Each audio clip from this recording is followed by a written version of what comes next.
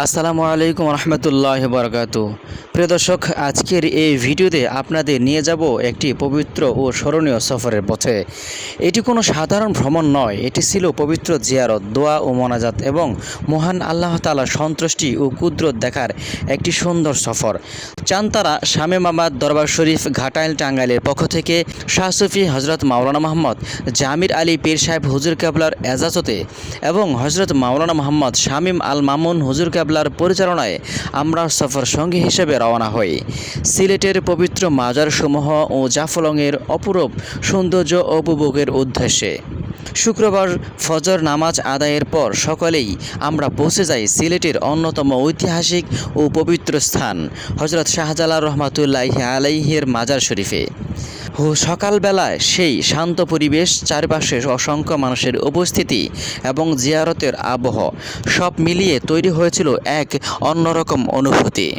এ সময় উপস্থিত ছিলেন দরবার শরীফের ভক্ত মুরিদ সহ অসংখ্য মুসল্লি। সকল মুসলমানদের শান্তি, কল্যাণ, হেদায়ত এবং দেশ ও জাতির মঙ্গল কামনা করে দোয়া ও মোনাজাত পরিচালনা করেন আমাদের শ্রদ্ধেয় শাহ সুফি আলহাজ হজরত মাওলানা মোহাম্মদ জামির আলী পীর সাহেব হুজুর কেবলা।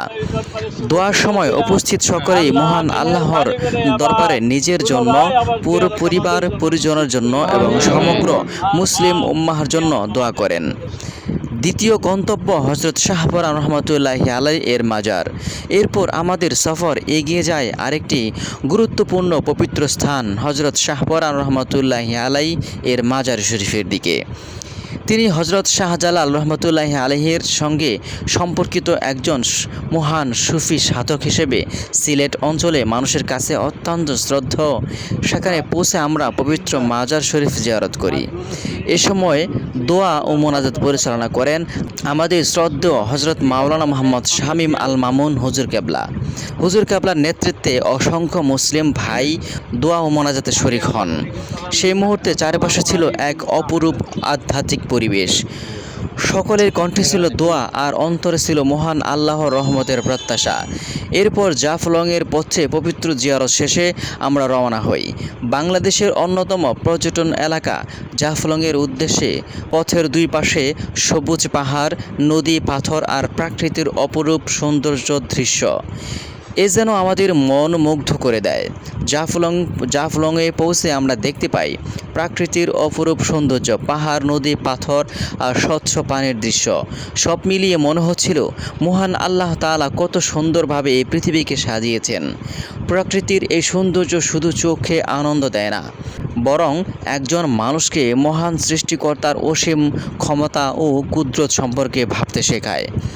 শুক্রবার জুমার নামাজ আদায়ের পর আমরা আবারও একত্রিত হই বিশ্বের সকল মুসলমানদের শান্তি, নিরাপত্তা ও কল্যাণ, হেদায়েত কামনা করে বিশেষ দোয়া মোনাজাত করা হয়।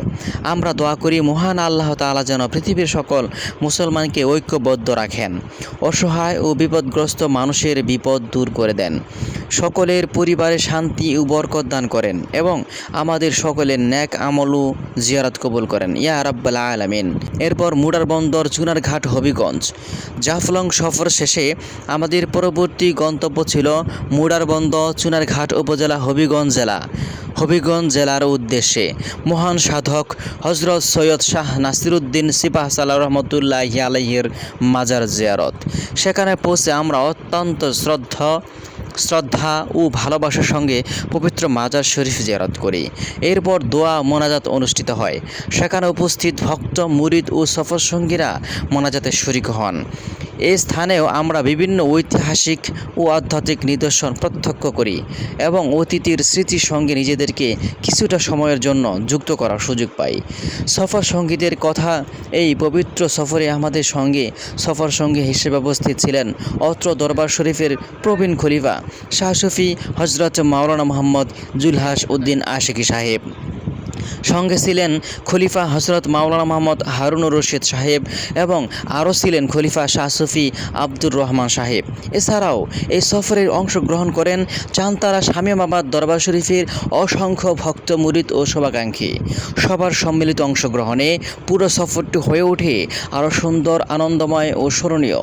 প্রিয় দর্শক, একটি সফরের মূল সৌন্দর্য শুধু গন্তব্য নয়, সেই সফরের স্মৃতি, ভালোবাসা, দোয়া ও একসঙ্গে চলার মুহূর্তগুলোর মধ্যেও লুকিয়ে থাকে সিলেটের পবিত্র মাজার জিয়ারত থেকে শুরু করে জাফলংয়ের পাহাড়, পাথর ও প্রাকৃতিক সৌন্দর্য দর্শন। আলহামদুলিল্লাহ, আমরা মহান আল্লাহ তাআলার কাছে শুকরিয়া আদায় করি, তিনি আমাদেরকে এই পবিত্র স্থানগুলো জিয়ারত করার তৌফিক দান করেছেন।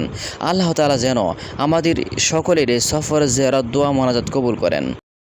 তরিকা মোতাবেক লক্ষ লক্ষ মানুষকে আপনার ওলির কদমে আল্লাহ সালাম দেওয়ার জন্য তৌফিক দান করুন। আমিন। আল্লাহ এই দরবারের প্রত্যেকটা ইন্তজাম আপনার এই দরবারে সুপর্দ করে দিলাম। আল্লাহ মেহেরবানি করে আবার পুনরায় আবার জিয়ারত আমাদের জন্য নসিব করে দিন। বারবার জিয়ারত আমাদের জন্য নসিব করে দিয়েন। আমিন। আল্লাহ, যারা দূর দূরান্ত থেকে এসেছে, কি মনোবাঞ্ছা নিয়ে এসেছে আল্লাহ আপনি জানেন। প্রত্যেকের মনোবাঞ্ছা আপনার রুহি উসিলায় কবুল করে নেন। আমিন। যারা বিপদে বেড়েছে বিপদ দূর করে দেন। যারা অভাবী আছে অভাব মুক্ত করে দেন। আল্লাহ, যারা অনেকের ছেলে সন্তান নাই, আল্লাহ ছেলে সন্তান আপনি তো দেওয়ার মালিক, মেহেরবানি করে তাদের আল্লাহ আপনি আল্লাহ তাদের সন্তান দিয়ে তাদের মুখে হাসি ফোটান। যারা অভাবী আছে অভাব দূর করে দেন। অনেক অসুস্থ আছে সেবা দান করে দেন। আল্লাহ মেহেরবানি করে সবাইকে আল্লাহ কবুল করে নিয়েছেন। আশা ভরসা নিয়ে আপনার মহান দরবার থেকে হাত নামাইতেছি। আল্লাহ আল্লাহ গুনাহগারের সাথে শুধু সেই টাঙ্গাইল থেকে আল্লাহ অনেকেই সফর সঙ্গী হইয়া আপনার মহান অলির কদমে এসেছে। আল্লাহ দয়া করে মায়া করে প্রত্যেকের হাতগুলি কবুল ও মঞ্জুর করুন। আগামী বছর যদি হায়াত দান করেন, বেঁচে থেকে আবার আপনার মহান অলির কদমে সালাম দেওয়ার জন্য তৌফিক দান করে আবার পুনরায় আপনার অলির কদমে সালাত সালাম পেশ করার তৌফিক দান করে দিন। রব্বানা তাকাব্বাল মিন্না ইন্নাকা আনতাস সামিউল আলিম ওয়া তুব আলাইনা ইন্নাকা আনতাত তাওয়াবুর রহিম। রব্বিক ফিরলি ওয়ালি ওয়ালিদাইয়া ওয়ালিল মুমিনিনা ইয়াওমা ইয়াকুমুল হিসাব। সুবহানা রাব্বিকা রাব্বিল ইজ্জাতি আম্মা ইয়াসিফুন ওয়া সালামুন আলাল মুরসালিন ওয়ালহামদুলিল্লাহি রাব্বিল আলামিন।